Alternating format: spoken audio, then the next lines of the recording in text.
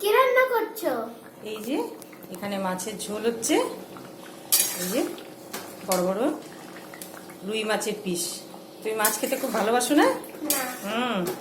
আজকে খেয়ে দেখবে, রান্নাটা খুব ভালো হয়েছে। আর এখানে হচ্ছে ঘুগনি হচ্ছে, তুমি টিফিন নিয়ে যাবে না? হ্যাঁ। এই যে এখানে হচ্ছে ঘুগনি, আর এখানে হচ্ছে পরোটা।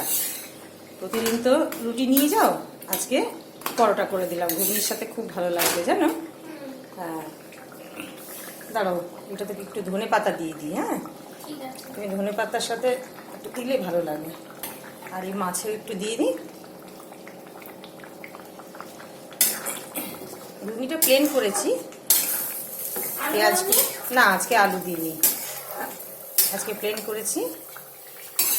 তিনটে একসাথে বসানো খুব কষ্টকর। হয়ে গেছে রান্নাটা, এর সাথে একটু ভাজা মশলা দেবো, তাহলেই হয়ে যাবে রান্নাটা। বেগুন আলু দিয়ে করেছি মাছের ঝোলটা।